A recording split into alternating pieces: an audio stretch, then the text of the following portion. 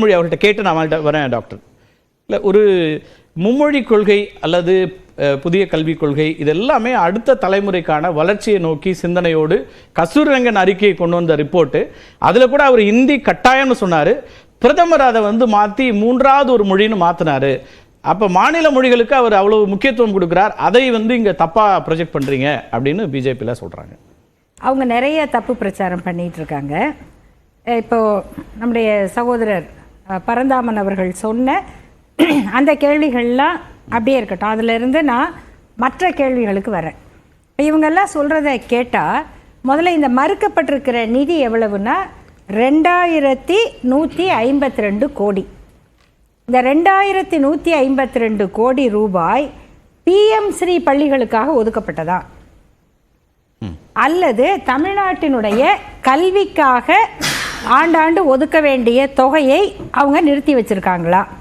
இதை முதல்ல அவங்க தெளிவுபடுத்திக்கிட்டோம். அடுத்தது, இந்த கேந்திரிய வித்யாலயாவில் படிக்கிறாங்க, தனியார் பள்ளியில் படிக்கிறாங்க, அரசியல்வாதிகள் நடத்துகிற இல்லை திமுககாரங்க நடத்துகிற பள்ளிகளில் படிக்கிறாங்க. இதெல்லாம் ஒரு வாதமாக வச்சுக்கிட்டே இருக்காங்க. நான் கேட்குறேன், இந்த பள்ளிகளெல்லாம் படிக்கிற அந்த குழந்தைகள் ஹிந்தி மட்டும் படிக்கல, பல மொழிகள் படிக்கிறாங்க, ஹிந்தியும் படிக்கிறாங்க. இப்படி படித்தவங்களுக்கெல்லாம் அந்த மொழியினால் என்ன பயன், என்ன வளர்ச்சி கிடைச்சிருக்கு? அதுக்கு ஏதாவது நம்மக்கிட்ட ஆதாரம் இருக்கா? இது ஒரு பக்கம் வச்சுக்கோங்க. அரசு பள்ளிகளில் இருக்க பிரச்சனையே என்னன்னா, அங்கே ஒரு ஆண்டுக்கு 4 லட்சம் குழந்தைங்க 10வது எழுதுறாங்க. கிட்டத்தட்ட அதே அளவுக்கு அரசு பள்ளியில் அதே அளவுக்கு 12வது +2 எழுதுறாங்க. இந்த குழந்தைங்க எல்லாரும் தமிழ் பாஸ் பண்ணணும், இங்கிலீஷில் பாஸ் பண்ணணும், எல்லா மற்ற பாடங்களும் தேர்ச்சியாடு. அவங்களுக்கு வீட்டில் உட்கார்ந்து சொல்லி கொடுக்குற பெற்றோர் கிடையாது. அரசு பள்ளியில் படிக்கிற குழந்தைங்களுடைய சூழல் பெற்றோர் வீட்டில் சொல்லி கொடுக்குறவங்க கிடையாது, பள்ளியில் படிக்கிறது மட்டும்தான். அதை வச்சுக்கிட்டு அவங்க தமிழும் இங்கிலீஷும் தேர்ச்சி அடைஞ்சு வர்றதே பெரிய சவால், பெரிய சாதனை. அதில் நம்ம குழந்தைங்க சாதிச்சுக்கிட்டு இருக்காங்க. இப்போ அவங்க ஹிந்தி படிக்கல, எங்களுக்கு ஹிந்தி கற்றுக் கொடுங்கன்னு உங்களை கேட்டாங்களா? அவங்களுக்கு ஹிந்தியை திணிக்கிறதன் மூலமா நீங்க என்ன சொல்ல வரீங்க? இப்போ இது ஒரு கேள்வி. நீங்க கூடுதல் சுமைன்றீங்க. அவங்க என்ன சொல்றாங்க, குழந்தைகளுடைய திறனை நாம குறைச்சு மதிப்பிடுறோமா? இவங்க எப்பயுமே குழந்தைங்களுடைய நன்மையை பத்தி கவலைப்பட்டதே கிடையாதுங்க. நீங்க பிஜேபியினுடைய மூலவர்களான RSS காரங்க, இவங்க அவங்களுடைய வைதீக தலைவர்கள்லாம் குழந்தை திருமண வயசை 10லிருந்து 12 ஆக்கணும்னாலே அதுக்கு மறுப்பு சொல்லுவாங்க. குழந்தைகளை பற்றி அவங்க அக்கறை அவ்வளோதான். அதனால் குழந்தைகள் நலன், குழந்தைகள் கையில் கத்தி கொடுத்து பயிற்சி பண்ணுறவங்கள பார்த்துருக்கீங்களா?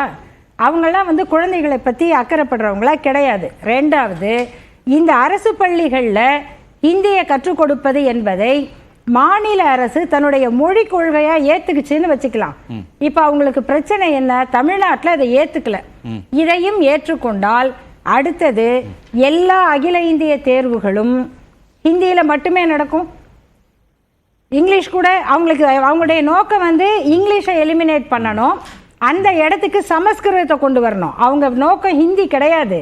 ஹிந்தி குட்டியை விட்டு சூடு பார்க்குற மாதிரி, பூனை குட்டியை விடுற மாதிரி, குரங்கு குட்டியை விடுற மாதிரி, அதுதான் அவங்களுக்கு ஹிந்தி. அதுக்கு மேலே அவங்களுக்கு ஹிந்தி பெருசு கிடையாது.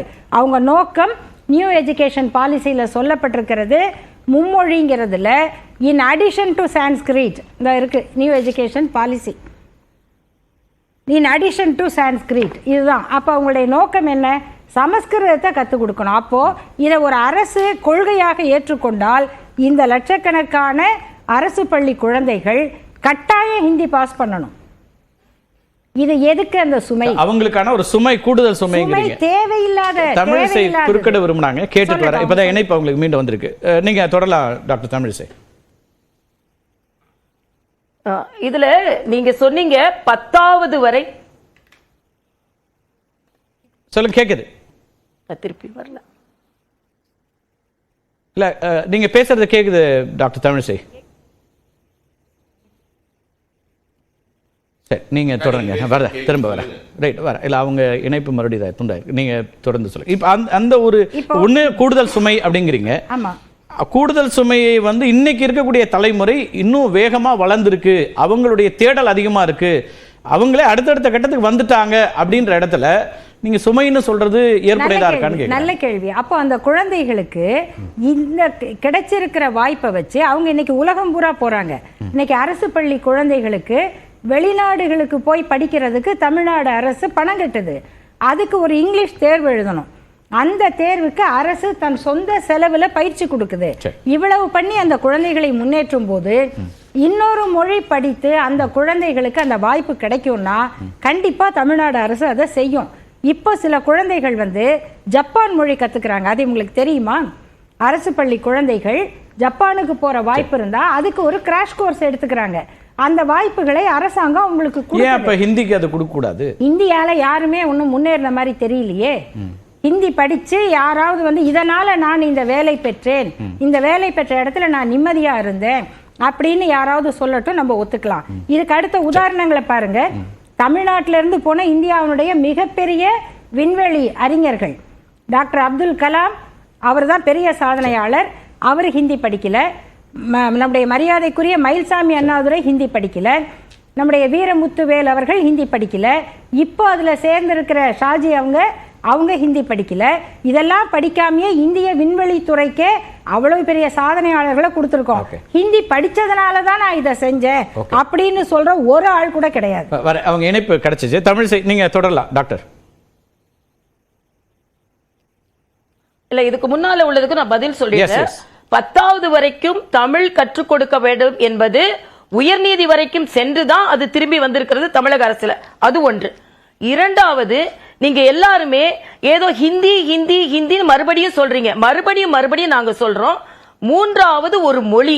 அந்த மொழி 8 வயது வரைக்கும் ஒவ்வொரு குழந்தையின் மூளை இதை கிரகித்துக் கொள்ளும் தன்மை உண்டு.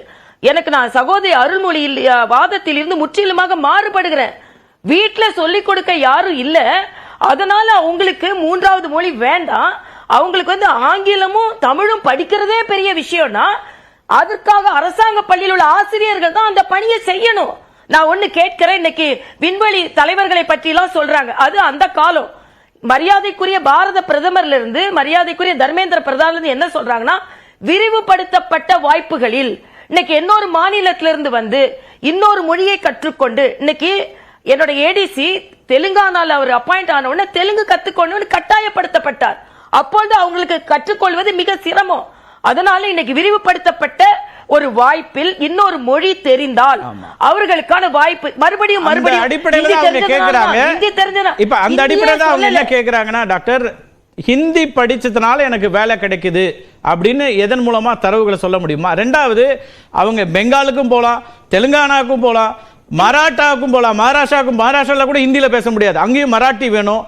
அப்படின்னா ஹிந்தியை கற்றுக்கொள்ள வேண்டிய அவசியம் என்னன்னு ஒரு கேள்வி கேட்கிறாங்க. இன்னொரு கேள்வி இருக்கு. சரி, உங்களுக்கு சேர்த்து நான் உங்களுக்கு ஓகே. இல்ல, இந்த தெலுங்கானால வேலை ஒரு நிமிஷம் நான் சொல்லி முடிச்சிடுறேன். இல்ல சரி, சொல்லுங்க. நான் முடிச்சிடுறேன். கேள்விதான். அதாவது ஹிந்தின்னு சொல்லவே இல்லை. ஓகே, நீங்க தொடருங்க டாக்டர். அதுக்கப்புறம் அவங்க வரட்டாங்க. ஹிந்தின்னு சொல்லல. இப்ப தெலுங்கானால ஒருத்தர் போய் தெலுங்கு படிக்க சொன்னாங்க இல்லையா? ஒருவேளை அவர் தெலுங்கு படிச்சுட்டு அவருக்கு ஒரிசால வேலை கிடைச்சிட்டா என்ன பண்ணுவாரு? ஸ்கூல்ல அவர் நம்ம ஆந்திரால தான் வேலை செய்ய போறோம்னு நினைச்சு தெலுங்கு படிச்சு ஒரிசாக்கு போயிட்டா என்ன செய்வாரு? தெலுங்கானால வேலை கிடைக்க வாய்ப்பு இருக்கு இல்லையா?